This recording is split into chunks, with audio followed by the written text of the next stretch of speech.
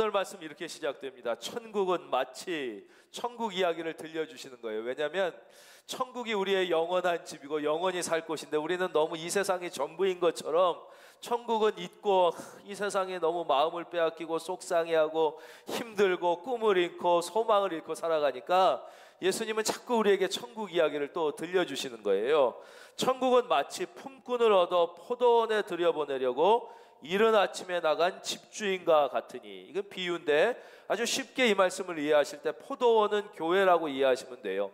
포도원의 반대는 가시밭길이에요. 세상 바로 주인은 예수님이신 거예요. 품꾼은 이제 우리를 생각하시면 돼요. 예, 우리들을.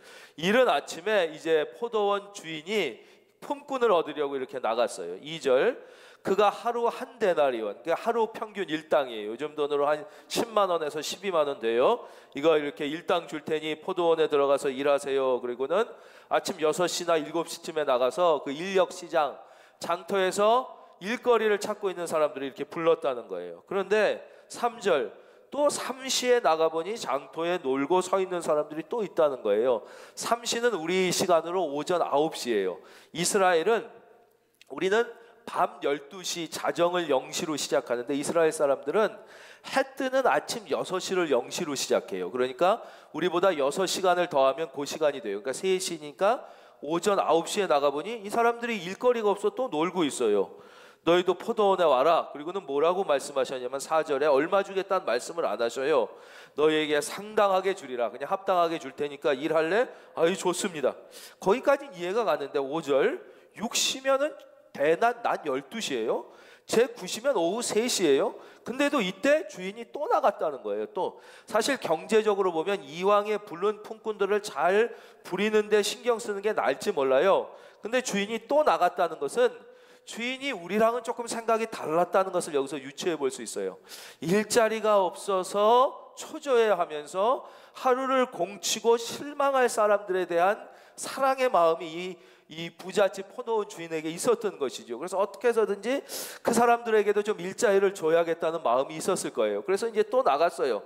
그래서 또 하라고 그랬어요. 근데 진짜 이해가 가지 않는 건 6절이에요. 제 11시에도 나가본, 11시면 17시, 오후 5시예요. 6시면 일이 끝나는데 1시간 남겨놓고 갔으면 얘 와가지고 작업봇으로 갈아입고 뭐 하라고 시키다 보면 아마 벌써 다 해지고 이제 돌아가야 되니까 이때 나갈 이유가 전혀 없는데 또 나갔어요. 제 11시에도 나가보니 서 있는 사람들이 또 있는지라 이르되 너희는 어찌해서 하루 종일 여기 이러고 있냐 그랬더니 아유, 우리를 써주는, 왜냐?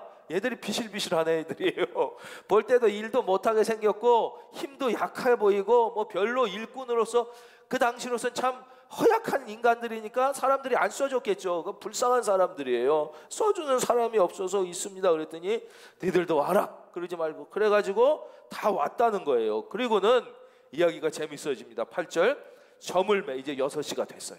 해가 지니까 포도원 주인이 청지기에 이르되 품금들을 불러 나중 온 자로부터 시작하여 먼저 온 자까지 삭슬 주라. 이제 임금 줘라. 그런데 참 이상해요. 저도 하나님의 진리를 깨닫기 전까지는, 뭐 지금도 부족하지만 이 말씀을 들을 때 약간의 의문이 들었어요. 이왕 주면 먼저 온 사람부터 주는 게 순서 아닌가? 먼저 와서 하루 종일 일하는 사람에게 먼저 주고 늦게 온 사람에게 나중 주는 게 낫지 왜 이러셨을까? 약간 의문도 있고 좀 거부감도 있었어요.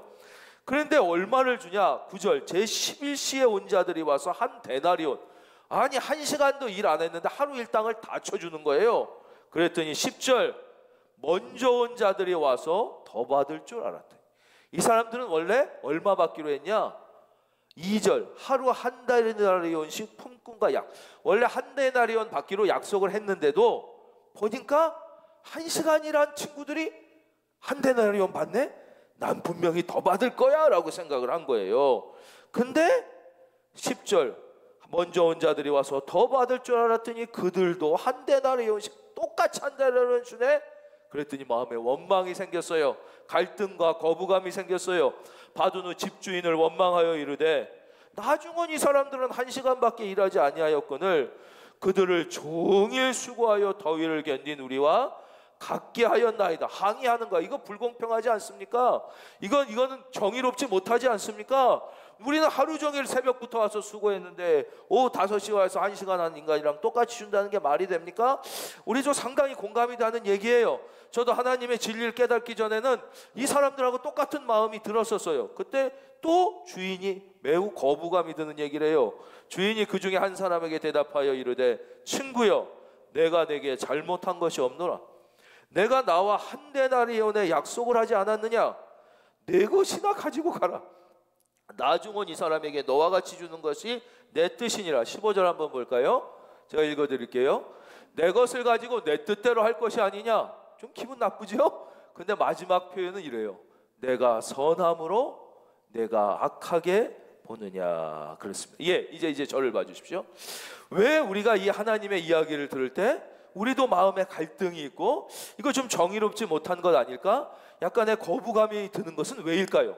왜 주님은 이것이 선한 일이라고 하시는데 우리는 이게 선하게 느껴지지 않고 불공평하게 느껴졌던 이유는 무엇일까요?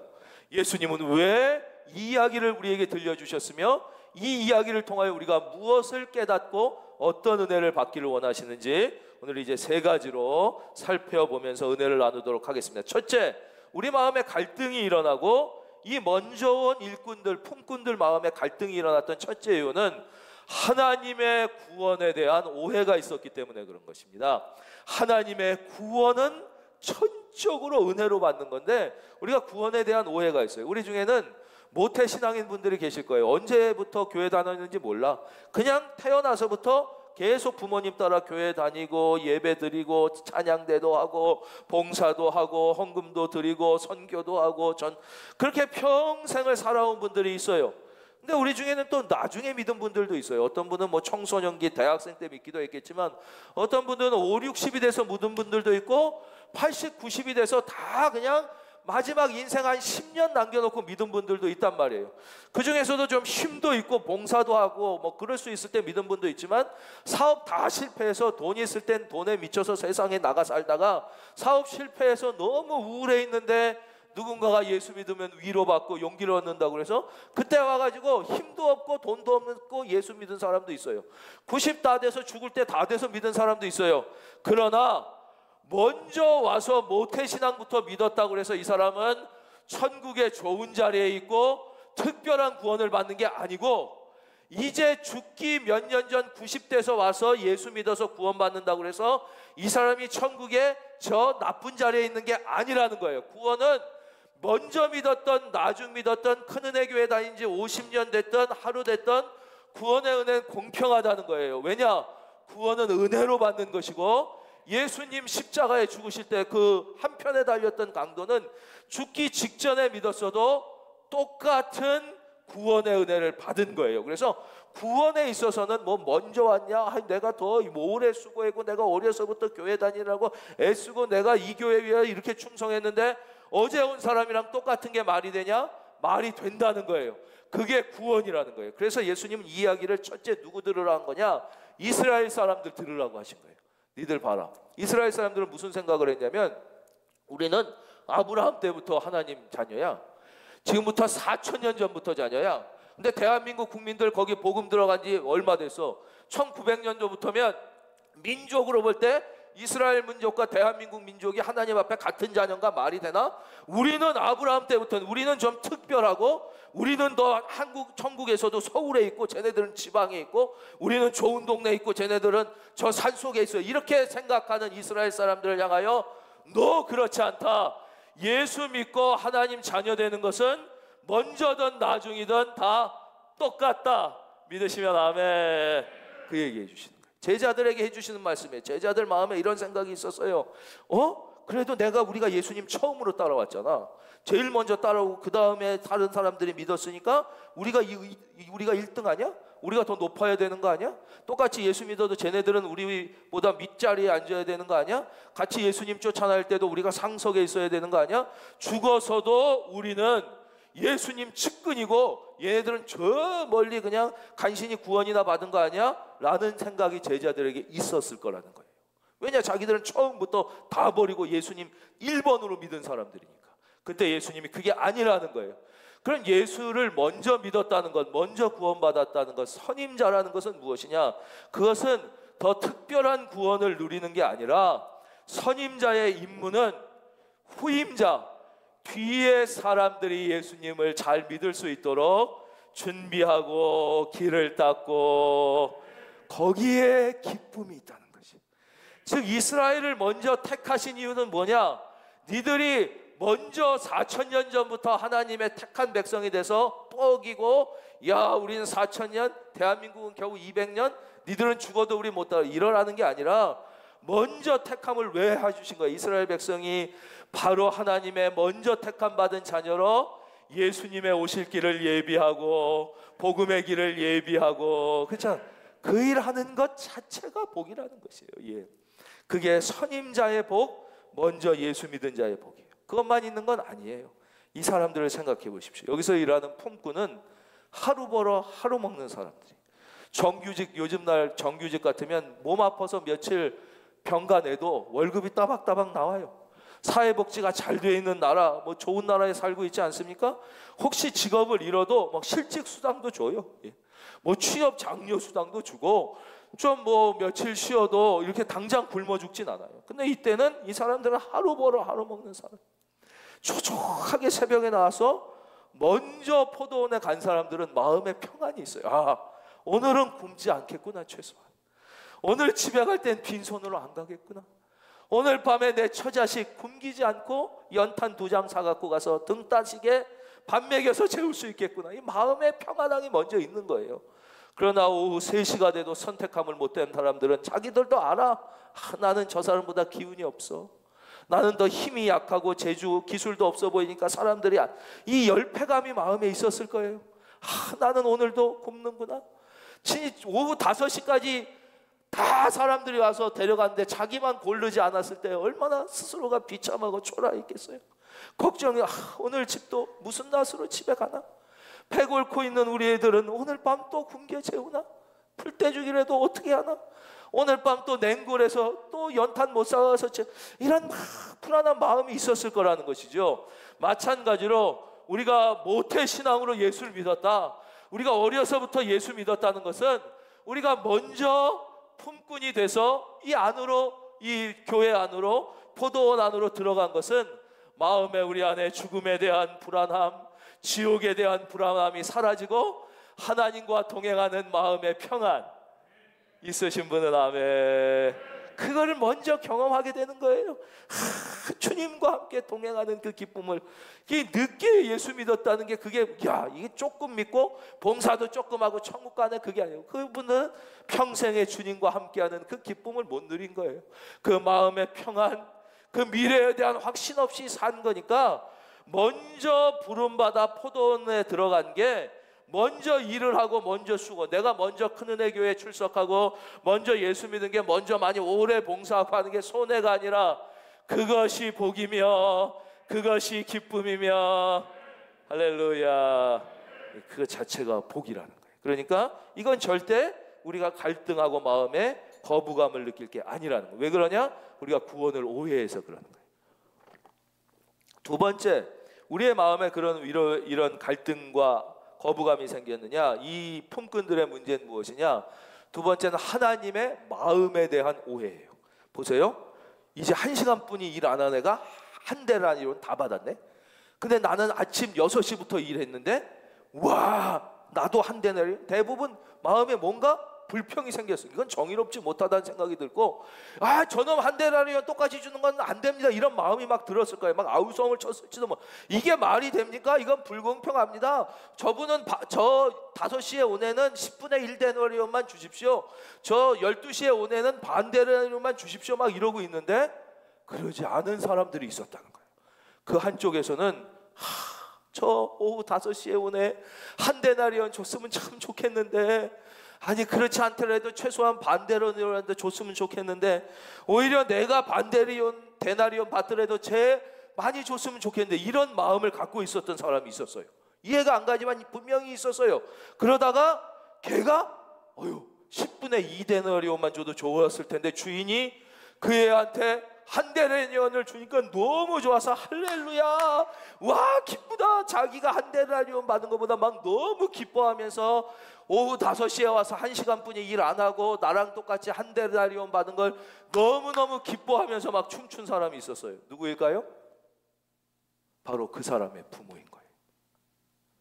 이게 남의 얘기면 납득이 되지 않아요. 1시간이라고 한 데나리온 받는 게 불공평해 보여요. 그런데 이게 내 자식 얘기라면 이 얘기가 달라져요. 내 자식 얘기라면 1시간 일했지만 한 데나리온 준 그 주인이 너무 고마운 거예요. 이건 불공평한 게 아니라 너무 감사한 거예요. 저 사랑 많은 사람이 너무 좋은 거예요. 내 자식 얘기라면 내가 10시간이라고 반 데나리온 받아도 내 자식이 늦게까지, 자, 내 자식이 예수를 안 믿어. 예수 믿어도 완전 허렁바랑 진짜 믿음이 없어. 그래서 주님 위하여 일하지도 못하고 봉사하지도 못하고 주를 위하여 살지도 못하고 세상에 미치고 돈에 미치고 뭐 세상 좋다고 막 뛰어다니다가 늦게 예수 믿었어. 그렇기 때문에 내 자식은 구원을 받아도 개털 구원을 받고, 천국에서도 저 핫바리 동네에 있고, 하늘나라 가서도 주님 근처에는 있지도 못하고 저 아래서 삐죽삐죽거리면 부모의 마음은 너무나 아플 거예요. 부모라면 얘기가 달라져요. 내 자식이 비록 늦게 믿었어도, 내 자식이 주님 위하여 한 것 없어도 주님이 사랑으로 품어 똑같이 대우해 주시면 할렐루야, 내 자식 이야기면 달라지는 거예요. 바로 이게 하나님의 마음이라는 거예요. 하나님은 모든 우리 믿는 사람들을 볼 때, 따라하겠습니다. 하나님은 나와 내가 중요해. 이번이 중요해. 이걸 같이 다 같이 해주세요. 하나님은 우리 모두를 부모님의 마음으로 자식같이 사랑하신다. 이게 이 주인의 마음은 지금 자식을 향한 마음인 거예요. 우리는 근데 여기서 하나님께서 나 같은 죄인 살리신 그네 놀라워, 나의 죄를 사랑하시고 나의 죄를 용서하신 하나님, 그 부모님과 같은 사랑에 감격하는데, 우리는 남에 대해서는 왜 하나님은 저렇게 정의의 하나님이 아니신 거야? 저런 놈들은 일벌 100개를 하여 하나님의 공의를 드러내야 되는 거 아니야? 저런 죄인들 저거 팍팍팍팍 인터넷에 올려가지고 저거 옛날에 저 죄 졌던 거 다 저거 문제 해결해야 되는 거 아니야? 내 죄에 대해, 내 문제에 대해서는 하나님이 그 사랑으로 용서해 주심을 바라고 그런 사랑을 감사하면서, 남에 대해서는 정의의 칼날, 공평해야 되지. 이게 말이 돼? 죄 지었으면 죄 받아야 사회정의가 살지. 그래야지 그게 공의의 하나님이지. 저런 놈 왜 저러지? 저런 놈 왜 벌 안 주지? 저 죄 많은 놈이 왜 지금까지 저렇게 떵떵거리며 잘 살지라는 이중의 잣대를 갖고 있으니까 마음이 괴로워. 나의 죄는 다 기억하지도 않고 용서해 주시는 하나님이 너무나 감사하면서, 남에게 있어서는 정의의 하나님이어야 된다. 여러분 기억하십시오. 정의를 부르짖는 사회마다 살벌했다는 것을, 정의를 내세워야 된다. 사회정의 구현. 여러분 공산혁명을 일으킬 때 모든 첫째 구호가 정의라는 것을 아십니까? 정의롭게 모든 저렇게 불로소득 부자들은 다 싹 죽이고 돈을 다 빠져서 가난한 사람을 정의롭게 나눠주고, 저런 양반 왕족들 저 못된 놈들 다 죽이고 다 뺏어서 공평, 다 그러지만 결과는 그렇지 않아. 살벌해지는 거예요. 사회가 무서워지는 거예요. 왜 그렇습니까? 정의는 꼭 필요해요. 정의가 있어야 돼요. 그러나 사랑을 바탕하지 않은 정의는, 이것은 사람을 죽이는 칼이 될 뿐이에요. 수술할 때 칼이 필요해요. 째야 돼요. 그래야지 치료해요. 그러나 치료한 다음엔 반드시 꼬매야 돼요. 꼬매야 돼요. 꼬매지 않고 째기만 하면 죽는 거예요. 피가 철철 나와서. 사랑이 바탕이 되지 않은 정의는 다 이 칼과 같아서 결국은 정의를 구현하는 것 같지만 세상을 살벌하게 만들고 갈등 가운데 만들고, 더 심각한, 그게 공산주의의 문제인 것이죠. 이 무엇이 진짜 정의냐? 사랑이 바탕이 될 때만, 하나님은 바로 이 부모님의 사랑으로 나와 우리 모두를 바라보고 계신다는 사실을 믿고 감사할 수 있기를 주의 이름으로 축원합니다. 하나님의 마음이 부모님의 마음이라면 우리가 이제 이 이야기를 이해할 수가 있습니다. 마지막으로 우리가 꼭 기억해야 되는 것은 바로 여기에 있는 이 품꾼들과 우리의 착각은 무엇이냐? 자기 자신에 대한 오해예요. 보겠습니다. 10절. 먼저 온 자들이 와서 더 받을 줄 알았더니. 왜 더 받을 줄 알아요? 분명히 2절 하루 한 데나리온씩 약속했으면 한 데나리온 받아야지 왜 더 받을 줄 혼자 생각했을까? 이유는 9절에 있어요. 제 11시에 온 자들이 와서 한 데나리온씩 받은 거예요. 나도 한 데나리온 받기로 했는데 늦게 온 사람들이 바로 비교 의식에서부터 착각은 시작되는 거예요. 이 비교 의식은 무엇으로 변화되느냐? 11절 받은 후 집주인을 원망하여 이르되. 원망이 나오기 시작해요. 12절 나중은 이 사람들은 1시간밖에 일하지 아니하였거늘 그들을 종일 수고하여 더위를 견딘. 공로의식이 됐어요. 나는 공로가 더 커. 나는 종일 수고했어. 난 더위를 견뎠어. 제 1시간보다 한 해보다 나는 비교해보니 공로가 훨씬 커.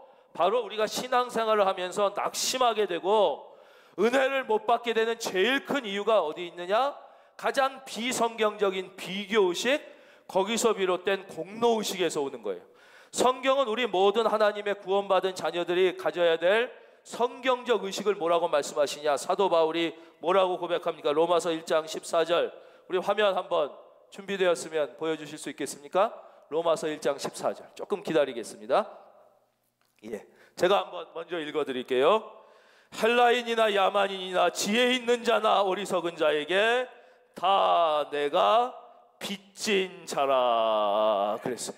바로 빚진 자 의식이에요. 이제 다시 한번 여러분들께서 가정에 계신 분들도 다 같이 읽겠습니다. 시작.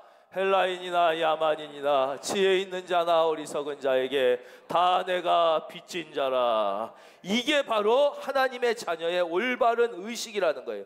바로 빚진 자 의식이에요. 따라하겠습니다. 빚진 자 의식.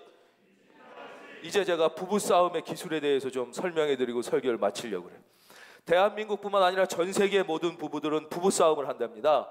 대한민국 부부들 중에 몇 퍼센트가 부부싸움을 하냐 조사해봤더니 100%가 한다는 거예요. 그러니까 싸움의 강도의 차이가 있을 뿐 다 합니다. 언제 시작했냐 그건 다 달라요. 신혼여행 출발한 때부터 시작한 사람부터 뭐 하루 만에 한 사람, 일주일 만에 한 사람, 한 달 만에 한 사람도 있지만 하여튼 시작은 다르지만 언제까지 싸우냐? 죽을 때까지 싸운답니다.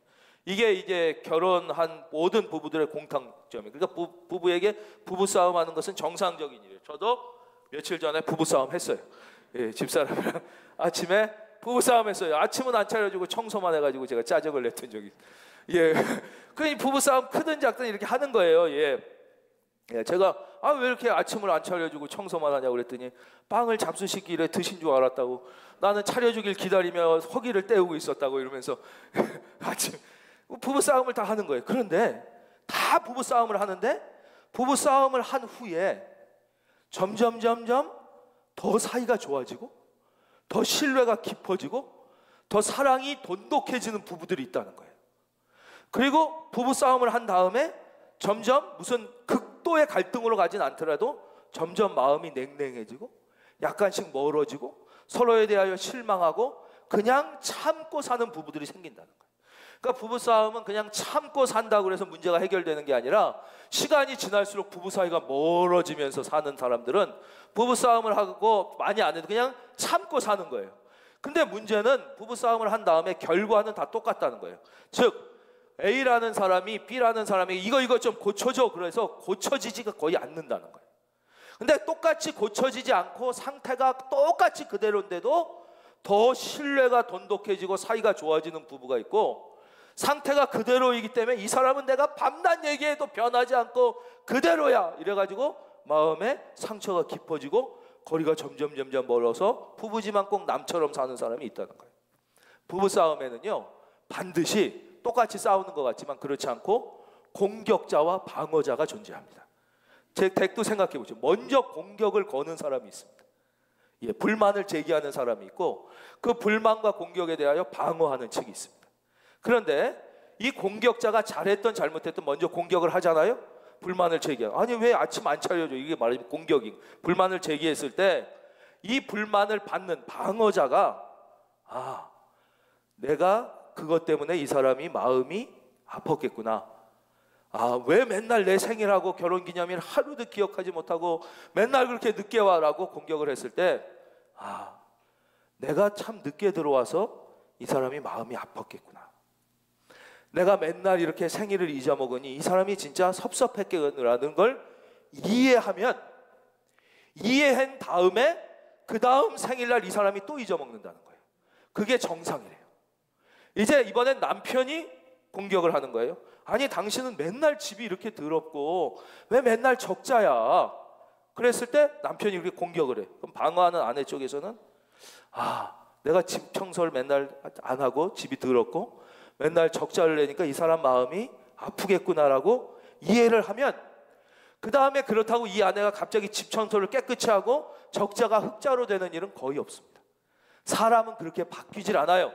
부부싸움하고 한쪽에서 공격하고 불만을 제시했다고 상대방이 바뀔 확률은 연구 결과 미국 미시간 대학 심리학과 에미 골든 교수의 연구에 의하면 거의 없다는 거예요.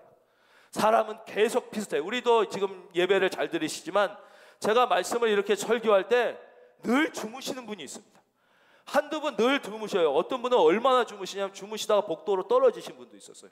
근데 그분은 그 다음에도 또 주무십니다. 근데 어떤 분들은 제가 설교를 좀 죽쓰는 날도 있고 못해도 늘 눈을 반짝반짝하면 열심히 들으시는 분이 있으세요. 이분들은 제가 꼭 설교를 막 은혜롭게 해서가 아니라 죽서도 잘 듣는 분은 계속 잘 들으시는 거예요. 그건 어쩔 수가 없어요. 제가 바꿀 수 있는 게 없듯이 부부도 내가 공격하고 뭘 불만을 제기했다고 상대방이 안 바뀐다는 거예요. 바뀌면 좋지만 안 바뀌어. 근데 안 바뀐다 할지라도 불만을 제기한 사람의 마음이 아플 것이라는 걸 공감해 주잖아요.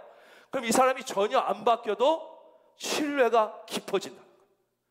그 사람에 대한 불만이 점점 사라지고 시간이 지날수록 그래도 내 남편이지, 그래도 내 마누라뿐이 없지, 그래도 나이 들수록 믿고 살 건 이 사람이지, 그러고 점점 돈독해지는데 똑같이 안 바뀌는데 아이 뭘 그걸 갖고 자꾸 그래요. 그리고 알았어 이러고 이 사람 마음을 이해해 주지 않으면 점점 상처가 깊어져서 극단으로 치닫거나 아니면 한이 되거나 서로에 대하여 닭 소 보듯이 이렇게 된다는 거예요. 자, 이제 중요합니다. 그러면 왜 똑같은 부부고 다 사람이 변하지 않는데 누구는 상대방이 공격하고 불만을 제기할 때 그 아픔을 공감하게 되느냐, 그리고 누구는 공감하지 못하는, 이게 바로 공로자 의식이에요. 남편의 입장에서 볼 때 아내가 맨날 생일도 안 챙겨주고 맨날 늦게 들어오고 맨날 돈도 조금 벌어다 주고 이렇게 공격을 했을 때 남편이 공로자 의식, 이 집에 돈 벌어온 게 누군데?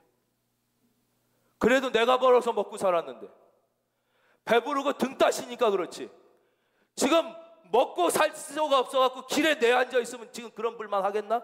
이런 마음을 공로자 의식, 그래도 돈 벌어온 게 누군데? 라는 공로자 의식이 있으면 그 마음이 공감이 안 간다는 거예요. 그래서 억지로 참거나 그 자리만을 모면하게 되는 것이죠. 근데 남편의 마음에 빚진 자 의식, 이 여자가 다른 남자랑 결혼했으면 더 잘 살을걸, 나랑 결혼해 고생하는구나, 나 같은 남자 만나가지고 애쓰고 사는 거, 이 빚진 자 의식이 있으면 그 다음 자기가 변하진 않아도 그 사람의 공격에 대하여 공감이 간다는 거예요. 이 여자가 마음이 아프겠구나. 아니 안에 여자도 똑같습니다. 여자도 남편이 공격하고 불만을 제기할 때 공로자 의식, 쥐꼬리만한 월급 갖고 그래도 그 돈 갖고 애 다 키운 게 누군데? 살림한 게 난데 나니까 그래도 참고 이렇게 살았지라는 공로자 의식이 있는 아내는 남편이 불만을 하면 그것이 받아들여지질 않는 거예요. 그때는 큰 싸움 날까 봐 참을 수도 있고 입 다물 수도 있지만 마음에 공감이 안 가니까 계속 서로의 마음에 한이 되고 갈등이 생기는 거예요. 근데 이 여자도 빚진 자 의식, 그래, 이 남자가 더 좋은 여자 만날 수도 있었을 텐데 나 같은 여자 만나서 힘들겠다, 나보다 더 좋은 여자랑 결혼했으면 더, 이런 나를 만나서 이 남자가 고생하는구나라는 빚진 자 마음이 있는 아내는 저절로 자기가 그 다음에 뭐 그렇다고 갑자기 뭐 지저분한 사람이 갑자기 깨끗해지고 무슨 갑자기 돈이 뭐 갑자기 절약해서 뭐 한두 달 그럴 수는 있어도 그건 못 그래요. 예, 안만 해도 그 남편이 마음 아파하는 거 공감하기만 해도 이게 이심전심으로 전해져서 남편이 그 아내를 그래도 내 마누라뿐이 없다 이러면서 점점 신뢰가 가고 부부 사이가 가까워진다는 게 미국 미시간 대학 심리학과 에미 골든 교수의 연구 결과라는 것이에요. 자, 이제 우리의 신앙으로 적용하겠습니다. 왜 우리가 예수를 믿고 첫사랑은 뜨거웠는데 갈수록 더 믿음이 깊어지고 하나님의 관계와의 관계가 돈독해지고 은혜가 충만한 사람이 있는 반면에 왜 시간이 지날수록 자꾸 신앙이 식고 냉랭해지는 사람들이 있느냐? 바로 이 공로자 의식이 내 마음에 있느냐? 아니면 바울처럼 내가 빚진 자 의식이 있느냐? 할렐루야. 빚진 자 의식이 있어야 된다. 하나님 앞에 빚진 자. 그것뿐만 아니라 사도 바울이 뭐라 그래요? 헬라인이나 야망인이나 지혜자나 지혜 없는. 왜냐? 나가 아니라 더 구원받아야 될 저 귀하고 착한 사람들이 있는데, 더 귀한 사람들이 너무 많은데 나를 하나님께서 자녀 삼아 주셨다는 것에 대한 빚진 자 의식이 있으면 시간이 지날수록 하나님과의 관계가 좋아지고 하나님의 마음이 이해가 되고, 그러니까 주의 마음을, 우리가 그래서 찬양이 얼마나 은혜 받는 찬양, 나는 공로 전혀 없도다 오직 주의 은혜라. 우리 살아가는 성도님, 이와 같이 나중된 자로서 먼저 되고 먼저 된 자로서 나중되리라. 여러분, 빚진 자 의식을 가져서 여러분 먼저 된 자지만 나중되지 말기를 바라고, 나중된 분들은 먼저 되는 은혜가 있기를 바라고, 빚진 자 마음을 가지고 신앙이 점점점 행복해지시기를 주의 이름으로 축원합니다.